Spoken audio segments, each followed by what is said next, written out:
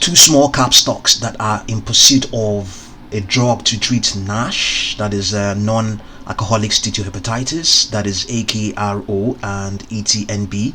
Yesterday, the 13th of September 2022, AKRO gained 13.76%, and in sympathy, ETNB gained 40%. And yesterday, the two events happened. The company, AKRO Therapeutics, said that a phase 2B study of its lead product candidate, efruxifermin, met both primary and secondary endpoints in efficacy and safety in patients with pre-cirrhotic non-alcoholic steatohepatitis fibrosis stage 2 or 3. So yes, that was the news. And also the second news was that they're raising $175 million from the market in that regard. But before that time, you can see that technically for the stock, but on the 1st of June, it had the first of two double bottoms. That was 7.85, and then the next, about exactly less than two. Well, you could call that two trading weeks.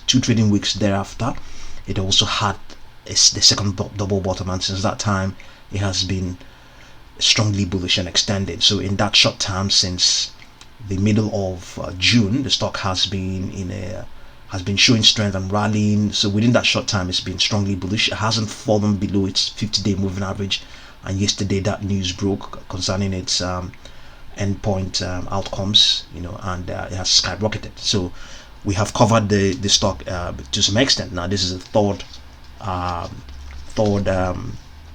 serving concerning the stock. So in the last live stream, we indicated that it has supports at 22.26, 20.58, 18.91, 16.82, but our upper projection is 38.11 for AKRO.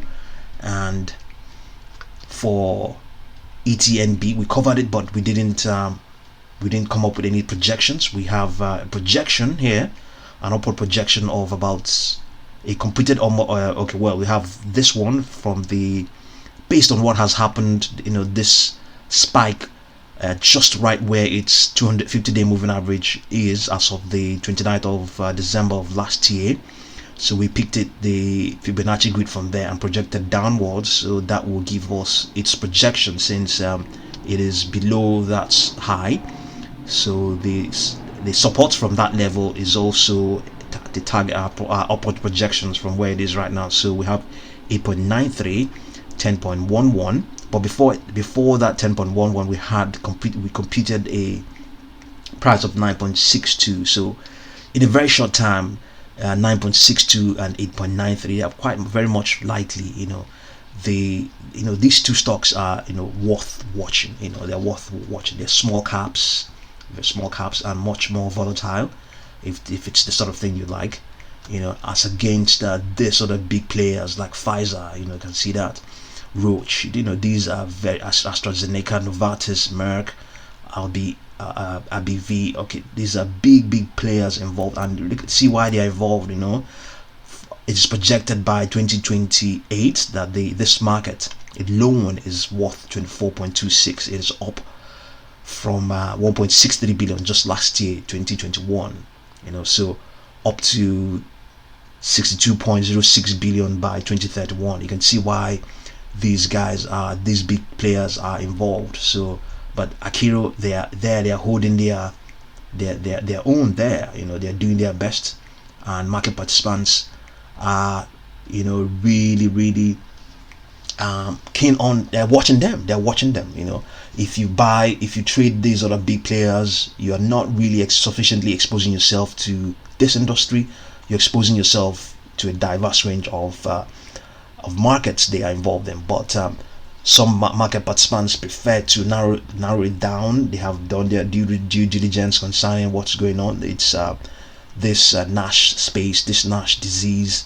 Some of them want to concentrate on that alone, and they started to look at stocks like AKRO and 89bio. There are other smaller players there that are probably more prominent than AKRO and 89bio. I think the other one is Madrigal Pharmaceuticals.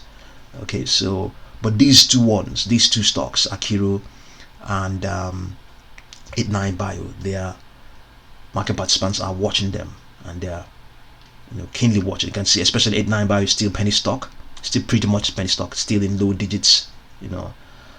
So our projection for AKRO, upper projections about upper projection for AKRO or AKRO is 38.11. For 89 Bio, it's upwards towards 15.11, 15.10. But in the short time, it's around 8.93 and 9.62.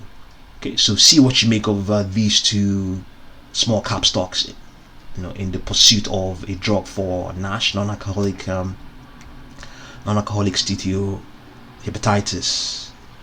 Okay, amongst other bigger players like Pfizer and Merck and all that stuff. So see what you make of all of these things. Do your own due diligence. I'm not recommending that you buy them. The two of them have been showing strength since June, I believe. That's also the case with